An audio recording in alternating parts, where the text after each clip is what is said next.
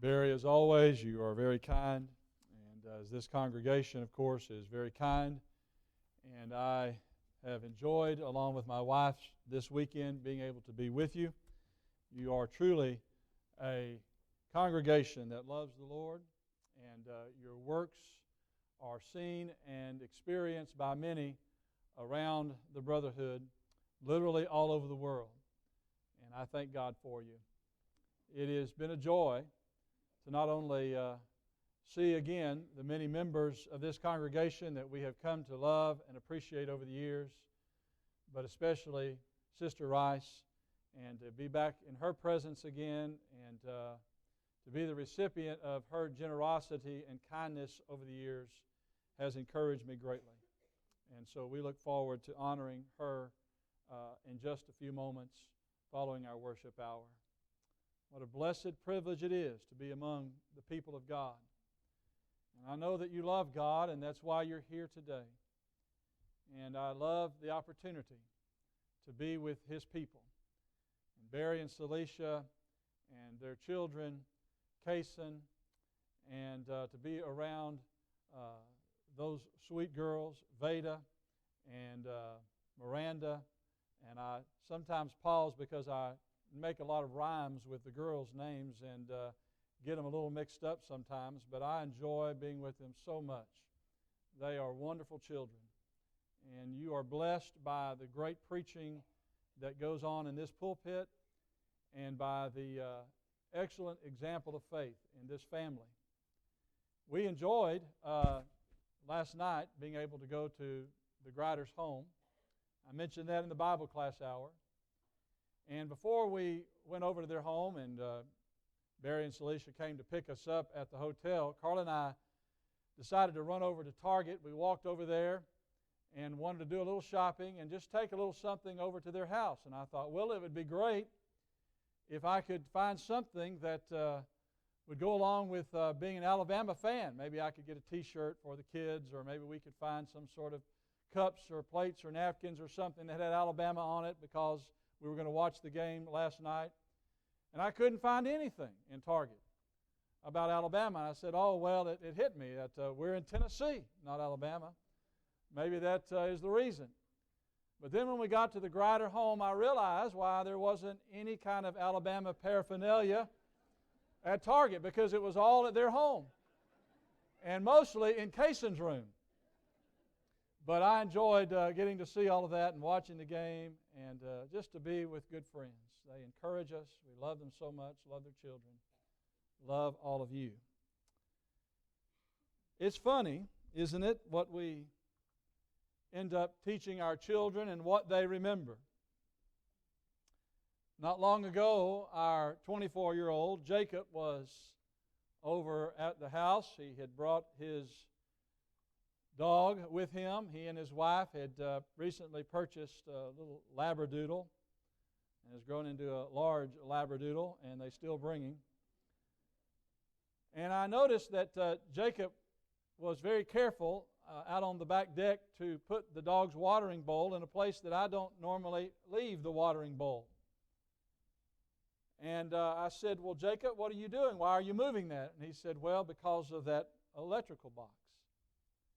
Well, when he was a little boy, and we first moved into that house, we had to run a long electrical cord or power supply from our house out to the well. We live out in the country, and we're on well water, so we had to have power for the pump. And the junction box was located outside on that back deck, and we created it ourselves. It certainly didn't meet, I'm sure, any national, international electrical code, but we did it ourselves, and I was always a little bit concerned about it. And so when Jacob was little, I told him, I said, don't go near that box. There's electricity in there, and if you got to playing with that and opening up that box, then it might electrocute you and you could die. Well, I wanted him to know about it, and I'd kind of forgotten about it. Well, 24 years later, he would not even go close to that. He said, Dad, I'm still scared to death of that electrical box. Put the dog's watering bowl far away from it. Isn't it interesting what we teach our children, what they remember? I suppose that that occurred because of what my dad taught me. And there were many occasions growing up that my dad would say to me, as maybe we were on a camping trip and near a large river that was swift, of his reminding me of maybe a young boy that had drowned when he was a kid because he didn't respect the swiftness of the water. I can remember my dad on the first many trips that I took with him in the car, of hearing about accidents that people were involved in, of individuals that were killed. Now, I know we can go through life and maybe make our children so afraid that they won't even go outside, and we have to be careful about that. But my dad always spent time warning me about the consequences of behavior. Of sometimes, of course, sinful behavior, but also the behavior that is unwise, that is careless. And I appreciate that. I think it has kept me out of a lot of situations that were maybe critical to my health or that were hazardous. And that information has stuck with me over the years, and I've passed it down to my children. When I think about our Heavenly Father, who loves us very, very much, He loves His children, and He wants His children to be happy. He wants His children to enjoy not only a sweet and wonderful relationship with Him because He is a God of goodness and a God of love, but He wants us to be careful. He wants us to learn. And one of the ways that He teaches us is by helping us to see the mistakes that people have made in the past. Of things that people have done, particularly parents, and how that those mistakes ended up causing a lot of problems for their children. Our emphasis over the last couple of days has been one I have hoped, from your perspective, been very positive, encouraging, reminding us that we need to model the right kind of behavior when it comes to our job as parents, not only in our relationship with God, but modeling the attributes of God, of goodness and kindness, that He wants us to prosper, of grace, of reminding us of what we as fathers need to be doing, of having a kind, affectionate touch, of imparting words of affection and love, and shaping our children for a glorious future.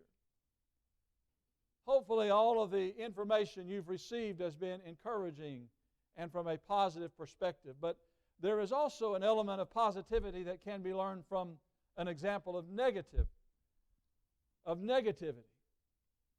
of something that someone did that was wrong. There are 3 quick examples I want to share with you this morning that hopefully will sober us to the reality of poor decisions made by parents. They are found in the Old Testament and have to do with 3 kings. The first one is found in 2 Samuel chapters 13 and 14 and all the way really down through chapter 19. It involves the mistake or the problem or the consequence, first of all, of indifference and the failure to act. Parents, we need to learn a lesson from the life of King David. Although a man after God's own heart, who was not perfect, we know, who like all of us make mistakes. And yet he continued to serve God, but he still, nevertheless, had to endure the consequence of decisions that he made along the way. And we know about the evil consequence of the decision that he made to involve himself in an adulterous affair. But sometimes we lose sight of another situation that David found himself in when he failed to act. When he was indifferent, it seemed, at least, by his action when it came to his children. You might remember the story in 2 Samuel chapter 13 about David's children, Amnon and Tamar. Now, Amnon abused Tamar, his sister. It's a terrible crime, a terrible sin, committed, of course, not only against God, but against Tamar. And the shame of it all. And you might remember that nothing was done about it for 2 long years. I don't know why David didn't do anything about that. I know that sometimes we as parents maybe are a little afraid to act, especially when it comes to our children. And I understand we're cautious and we don't want to create any more rifts or divisions that may already occur. But something happened in the life of David in relationship to his son, Absalom. Because later on, Absalom tries to kill his own father. Absalom, in a coup to overthrow his father from his throne, causes David and his family to have to leave the wonderful city of Jerusalem, cross down over the Kidron Valley, and go out into the wilderness. Leave the comforts of that marvelous palace and literally have to dwell in a cave because his child hated him so much. How did that happen? I think it was because of David's failure to act. Not only when it came to doing something about what Amnon had done to Tamar. 2 long years had gone by where David refused to get involved. And as a result, you can just see what was happening. Absalom, his anger, his bitterness over what had happened to his sister. He reached out to her. He was the one, the son, that had to reach out to his sister and bring her into his home and take care of her. Why didn't David do it? Maybe David didn't know how. Why didn't he learn how? So 2 years go by, and then Absalom decides to take matters into his own hand and has Amnon killed. He flees, then you might remember, to Geshur. And there he stays, now notice, for 3 years. There's nothing in the text that would suggest that David went to go find Absalom. Now here's a child that's hurting. A child that has watched his father not get involved in doing what he should have done in disciplining Amnon, of taking care of his sister Tamar. And now he takes matters into his own hands in a fit of rage and anger and commits this heinous crime and does some terrible things, and so he flees. For 3 years, he's isolated. His father never sought to come after him. 5 years of bitterness. 5 years, perhaps, of wondering about his father's love and concern. And then finally, when some restitution is made, and David allows Joab to go and to find him and to bring him back, do you know that David refused to see him for another 2 years? Brought him back to Jerusalem. Would not allow him in his presence. I think we're beginning to see why this bitterness and this hatred began to develop. Absalom needed the love of his father. Absalom needed someone to facilitate, to sort out this terrible, sinful situation. There needed to be a leader in the home. But David was conspicuously absent. I wonder if when it comes to some of us as parents, that we allow things to go undiscussed, where we don't facilitate where we should. And when there is ill will and division in our home, and especially among our children, maybe our attempt is to just tell our children to just ship up or shape out or move out or just deal with it, as opposed to going to our children and hearing their concerns and praying with them and being a mediator and a facilitator. Are you the kind of parent that has allowed indifference or the failure to act to keep you from being with your children, sorting out the problems that they encounter? Children don't always know how best to deal with conflict. And sometimes as parents we don't either, but instead of learning about how to do it and acquiring the help that we need and going to our children in love and in tenderness and kindness, even and especially when they've committed some terrible sin, some of us hold it over their head. Some of us make them feel as though they've got to come crawling to us on their knees. I think David made a great mistake, and we see it played out in this terrible relationship that then developed over the years where Absalom tried to kill his father. The relationships that we have and the connectivity emotionally that we must have with our children must take place not only in those early years but through their adolescent years and continue. We weep with our children. We hear their concerns. We allow them the opportunity to talk about how they feel. But the second problem I see as we continue on in this family that seemed to have problems and somebody needed to change the cycle of it is found a little bit later on in regard to Solomon. Turn in your Bibles to just over to the next chapter in 1 Kings chapter 11. Not only was there the consequence of indifference, but then notice there was the consequence of sin. We know in Galatians 6, 7, and 8 that we should not deceive ourselves, that whatever we sow to the flesh, we will reap. Whatever we sow into the lives of our children, we're going to reap it. We will reap the whirlwind. Every sin and every transgression will receive a just recompense of reward. Hebrews chapter 2, verse 4. Now you might remember that while King Solomon was a man possessed with a great amount of wisdom, more wise than any man on the face of the earth at that time, in later years he let and allowed his heart to be taken and given over to idolatry, to his wives. And you read about his sins in 1 Kings chapter 11, verse 1. But King Solomon loved many strange women, together with the daughter of Pharaoh. And verse 6, Solomon did evil in the sight of the Lord, and did not fully obey the Lord, as did his father David.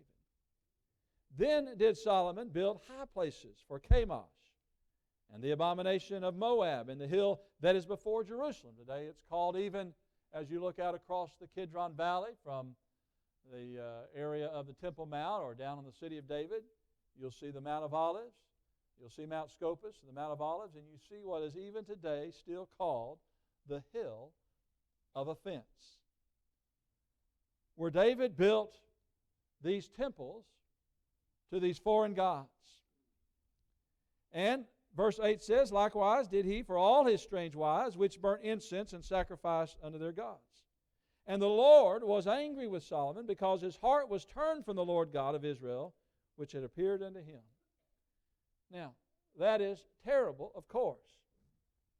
And we are sickened by what has happened. Especially a man who should have known better, a man who spoke about marriage, a man who had a lot to say about relationships and collected proverbs and talked to people about pithy statements. But when it came to living it out in his life, especially near the end of his life, he didn't finish strong. And because he didn't finish strong, and because he didn't continue to be steadfast, there were terrible repercussions, especially when it came to his children. Look at verse 11. Wherefore the Lord said unto Solomon, For as much as this is done of you, and you have not kept my covenant and my statutes which I have commanded you, I will surely tear the kingdom from you, and I will give it to your servant. Now notice verse 12. Notwithstanding, in the days I will not do it for David thy father's sake, but I will rend it out of the hand of thy son, and I will give it at least these northern 10 tribes, to someone else, to Jeroboam. Because of what Solomon failed to do, not only in being obedient to God, but also in teaching his son about right and wrong, but also in helping him to see what was good, but also because he failed in really leaving the kingdom in a good way. We'll talk more about that in a second. His son ended up reaping the consequences of his poor decisions. Poor Rehoboam. Now, Rehoboam made some mistakes of his own, we'll see in just a moment. But what we have to see as we go down through this context is that Rehoboam suffered greatly because of Solomon failing to act, but also because of his heinous sin that he committed. Carl and I mentioned this in the Bible class hour just a few moments ago, have had the privilege over the last 20 years of working with young people at Bible camps. Camp Pencil, every year we have a maximum number that can be fit into that camp, some 205 young people and about 40 or 50 staff members. 3 years ago, we started working with another camp that our oldest son and his wife direct and organize, and there are about 95 young people at that camp. And I want to tell you, parents, it hurts my heart to hear the stories that many of these young people tell me as we counsel with them and as they seek help from those of us at camp. Because of the sin being committed in homes, not only of obvious things, of the sexual sins that bring about the dissolution of the home with divorce, but the anger, the bitterness that exists between parents. Our children who are left to themselves because the parents are so busy in their own activities. Our children who sit and literally cry as we sit at an amphitheater at Camp Pencil, chair to chair, talking about how hard it is at home because Dad is constantly putting pressure on them to go outside and to throw the baseball, to be at every camp and baseball, to go to all of these games, spending time traveling all over these places when he doesn't even really enjoy it. Of tears that come down the face of children because of the lack of involvement, on the other hand, of some parents.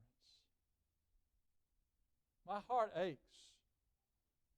Some who find themselves so desperate that they'd even contemplated things that are beyond my imagination for a child of God. We've got a whole world of children out there that are hurting because of the sin being committed in the homes of parents. Now, maybe you're not so concerned about your own soul, but I wonder if you're concerned about your children's soul. If you think about the repercussions and the ramifications of your own behavior and how it affects your children. When you fail to resolve the issues that are going on in your home and you just try to cover them up, sweep them under the proverbial rug, and not ever attend to them, hoping that maybe someday it'll get better. One day, the chickens will come home to roost. One day, the seeds that you're planting right now are going to end up germinating and producing possibly some evil fruit. Because you've refused to address the situation, you've refused to get the help. You've just allowed the turmoil and the conflict to go on in your homes. You've just sort of ignored the problem. You haven't dealt with the sin. All the while, you're harming your children. Don't make the mistake that Solomon made. But then finally, and number 3 this morning, not only is there the problem or the consequence of indifference and the consequence of sin, but then notice this, parents. There is the consequence of authoritarianism. Yes, children must have and need parents who are the authority figures. God gave parents the responsibility to make the rules, to lead and to guide the home. And sometimes there are families where just the opposite is occurring and the children are leading the home, as in the case of Absalom. Or maybe the children are ruling the parents because the parents have not and do not have somehow the conviction to tell their children no. But there is a vast difference between being in the position of authority and practicing authoritarianism. When you turn over just a few pages as we conclude our lesson with this last example in 1 Kings chapter 12, there's a story of a man by the name, of course, that we've just introduced, named Rehoboam. Now, Rehoboam saw the example of his father and how that he had exercised his authority over his kingdom. And when Rehoboam came to the throne that was already poised for division because of the sin of his father Solomon, we find that this delegation of people in 1 Kings chapter 12 came, led by Jeroboam, came to Rehoboam saying, we'd like for you, in essence, to ease up on us. Your father, notice verse 4, made our yoke grievous. Now therefore make the grievous service of your father and his heavy yoke which he hath put upon us lighter, and we'll serve you. And so you remember the story and how that Rehoboam then consults older advisors and younger advisors. And he takes the advice of these younger advisors. And in essence then tells them, my father whipped you with whips, I'll whip you with scorpions. You want to get their respect, Rehoboam? You want to lead them? Then what you've got to do is to be harsh. You've got to be an authoritarian, a dictator. And so in verse 13, notice how Rehoboam deals with the situation. The king answered the people, the King James says, roughly, with a denotation, harshly. And he forsook the old men's counsel that they gave him, and he spake to them after the counsel of the young men, saying, my father made your yoke heavy, I will add to your yoke. My father also chastised you with whips, I will chastise you with scorpions. His father had run the kingdom down, no doubt buying all of these lavish things, and had to finance it by a huge, heavy system of taxation, burdening the people, not hearing their concerns. Rehoboam falls right into that same example and listens to this advice, speaks harshly, and as a result, what happens? The people of God rebel.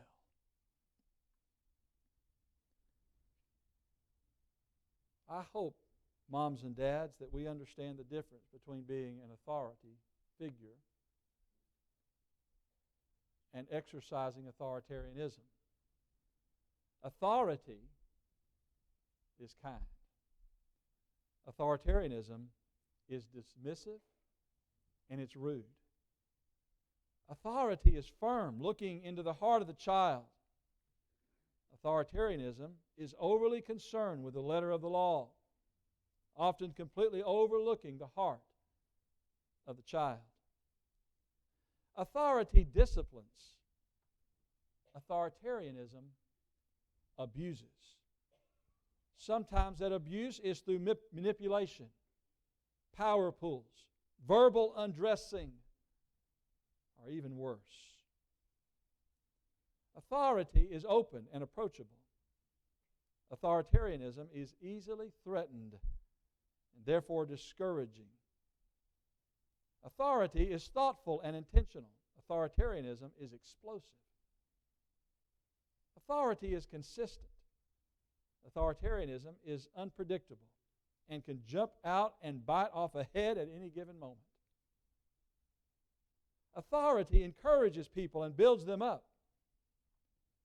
Authoritarianism discourages people by focusing on their faults. Authority holds out an open hand of generosity. Authoritarianism is stingy. Stingy with praise, stingy with acts of kindness, stingy with money, clutching its hand in a tight fist. Authority produces structure. It's not tyrannical. A house led by authority is not child-centered.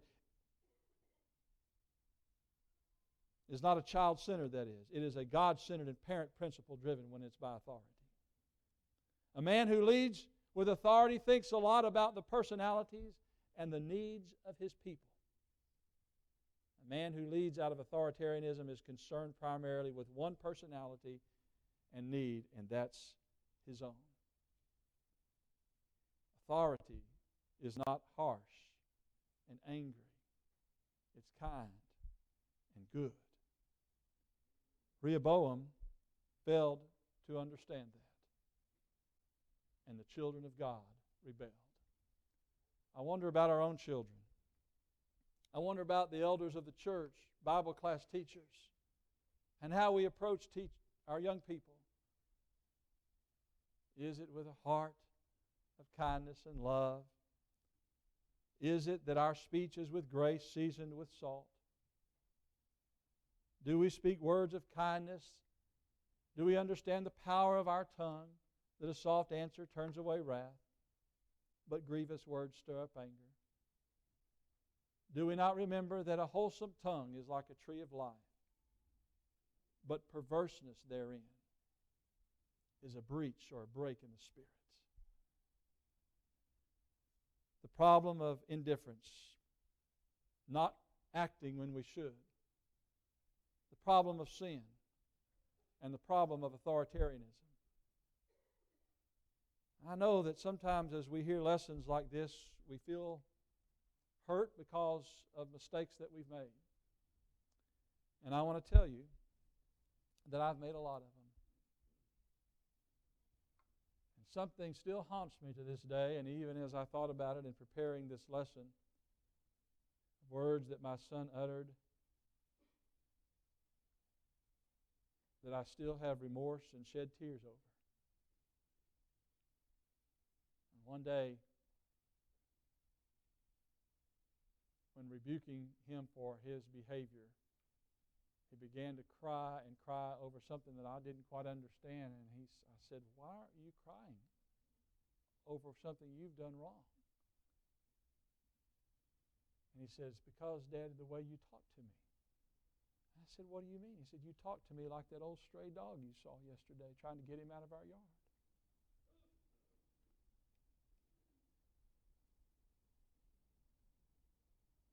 That really hurt. But I want to tell you, the grace of God is powerful. Love covers a multitude of sins. And God can forgive us of our weaknesses and our failings. And young people, yes, your parents make mistakes. And we need to be forgiving of them. But parents, we need to lead the way when it comes to repentance, when it comes to change. God can make something beautiful out of your life no matter what stage you're in and no matter what has happened in the past. There is a beautiful concept as we close, a beautiful concept that is presented in the Japanese culture. Kintsu kuroi.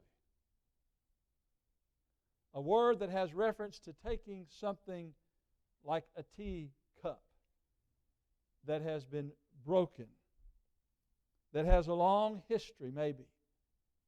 It's aged, it has cracks, and maybe has a chip or two and has been broken. And with the gold and the art of repairing, pottery with gold or silver lacquer, there is an understanding that this piece that has been molded back together is now more beautiful and more valuable because it's been broken. A high price and a high value seen in this cup because, yes, there were lines, but it has been made better by a craftsman, an artisan, that doesn't gloss over the cracks, but sees it as a part of the history behind that cup. Now that's the grace of God to me spiritually. He doesn't gloss over the fact that we're sinners, but sees us as more valuable because in our contrite and broken spirit, we have humbled ourselves before God and before our children and said, I haven't been the kind of mother, the father that I need to be, but by the grace of God, I'm learning. And I will become better. And I will commit to you, my children, that I will do better. To have parents that will go home today and say to their children, I love you with a steadfast love. That I care more about you than I do about myself. That I love you so much that I am willing, not only willing, but would give my life for you. And that as a parent I am imperfect, but I serve a perfect Father who knows about goodness and forgiveness and who wants to do better. What about your commitment this morning to the cause of Christ and to your children and to God's family? May God help us to learn from the mistakes of the past, that we run from it, that we seek to make things better because our children's lives are at stake. We can help you in some way and pray with you for you this morning. Our elders of this church and the preachers, Barry Grider, stand ready to encourage you in some way if we can help you. Will you come as together we stand and as we sing?